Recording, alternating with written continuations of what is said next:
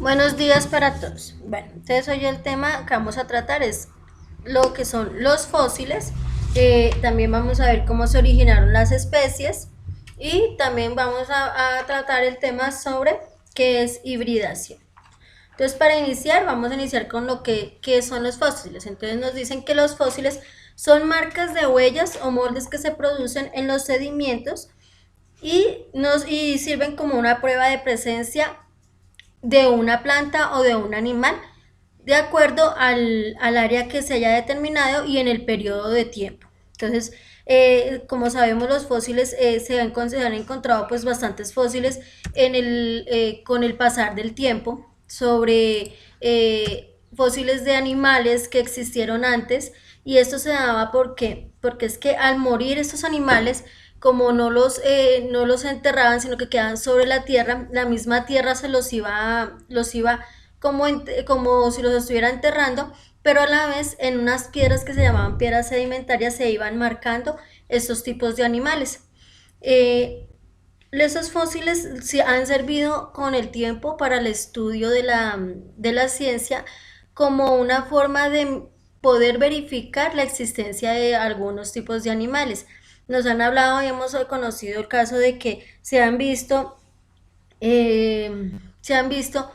fósiles de dinosaurios, y pues esto es lo que les ha servido a ellos para poder determinar que sí existieron en algún momento de la vida esos dinosaurios. Pero también encontramos, como los que ustedes ven ahorita en la imagen, en estas piedras, algunos animales que quedaron marcados o plasmados en una roca, porque en cierto momento, como todos sabemos, las rocas son fragmentos de tierra o de arena, o sabemos que la arena son fragmentos de piedras muy diminutas. Entonces, que en cierto momento, en un cierto tiempo, al quedar estos animales ahí quietos, ya después de haber muerto, haberse quedado ahí, pudo permitir la creación de estos fósiles. A eso se les llaman también moldes, porque en ellos se forman cuando el sedimento penetra en la cavidad interna o cuando recubre el borde de un animal.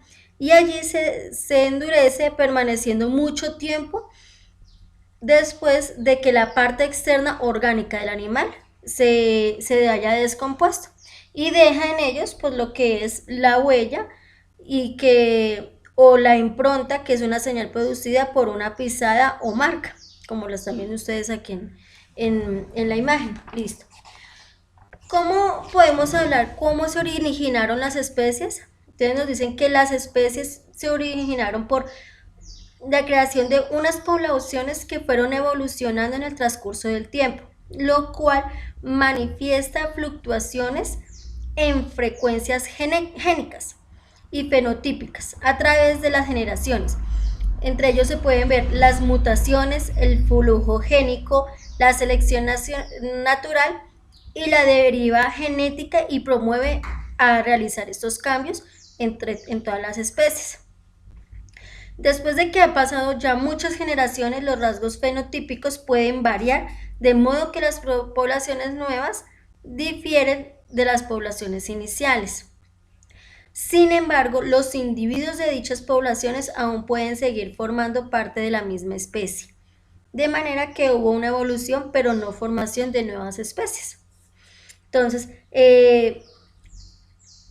si hablamos de cómo se originaron las especies, pues ya sabemos que las podemos plantear en el modo de que cuando iniciaron, habían unos animales que fueron evolucionando o fueron teniendo unos cambios en la especie de ellos. Podemos decir que lo que son en este caso los lagartos o los caimanes, dicen que ellos son una evolución de lo que eran anteriormente los dinosaurios. Entonces ahí podemos ver cómo con el tiempo hay especies que pueden ir pues cambiando. También puede ocurrir que a partir de una población ancestral se diferencian dos poblaciones que lleguen a conformar dos especies distintas. Pero para esto ocurre si es necesario que ambas poblaciones sean completamente aisladas. Si dos poblaciones son lo suficientemente diferentes como para que no existan cruzamientos entre sus miembros, entonces ha ocurrido en ese caso lo que podemos llamar como un aislamiento. Hay un concepto que es el concepto de las especies, que esto lo estudió Ernest Mayr, que él hablaba sobre que existen diferentes conceptos de especie, pero uno de los más reconocidos por los científicos fue el concepto biológico de especie, que eso fue propuesto por este biólogo alemán que era Ernst Mayr, quien él destacó durante el siglo pasado por sus aportes a la biología evolutiva, que de acuerdo con su definición, una especie es un conjunto de poblaciones cuyos individuos cruzan entre sí y dejan descendencia fértil. Cuando hablamos de descendencia fértil, quiere decir que esa descendencia tiene la capacidad de dar nuevas especies o de tener, pues, en ese caso, nuevos hijos. Y que eso es un conjunto de poblaciones cuyos individuos se pueden cruzar entre sí y dejan pues esta descendencia, que es una especie que se encuentra aislada y que es reproductivamente de otra especie. De acuerdo con la visión neodarwinista, las especies también son conjuntos de individuos que poseen un acervo genético común, es decir, que es el conjunto de alelos presentes en la misma población. ¿Listo? Eso es lo que él quería hablar o Ernest Mayr quería mostrar de cómo él también planteó un concepto sobre lo que era la biología evolutiva. Cuando hablamos de animales híbridos, estamos hablando de aquellos que es la unión de los genomas de dos especies o de dos de dos especies con variedades diferentes, lo cual durante mucho tiempo se consideraba que la hibridación era una imperfección en el aislamiento reproductivo de las especies que lo conducían a originar individuos estériles o incapaces de dejar una descendencia, como los híbridos de las cabras y las ovejas. También nos hablaban, cuando hablamos de un animal híbrido, es cuando pues estamos hablando de dos especies muy diferentes. En este caso pues les muestro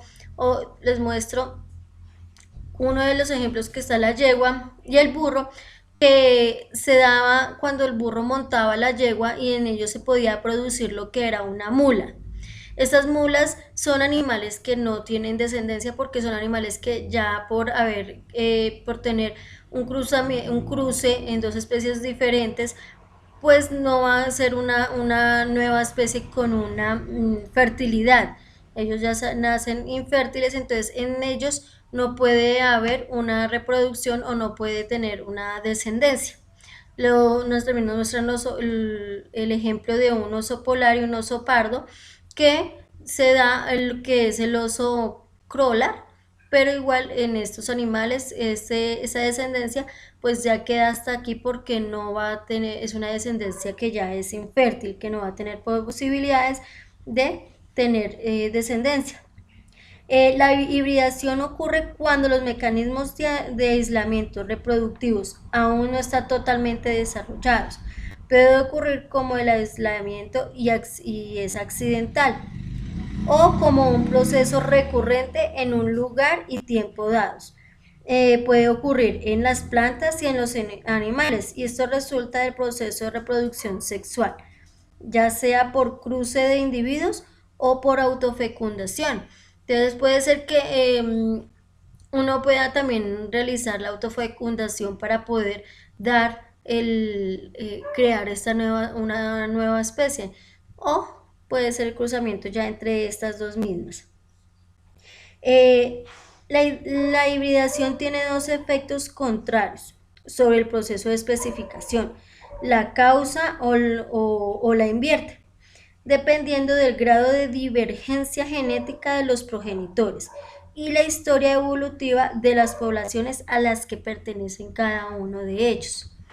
Listo, chicos, pues esto es hasta aquí era lo que quería comentarles, todo lo que tenía que ver con ese tema de lo que son los fósiles, de cómo se dieron las especies, de este biólogo que hasta hace poco, no, pues no muy lejano el tiempo, él hablaba también sobre la teoría de la evolución y cómo las especies siguen evolucionando y pues hablarles un poco de lo que son las especies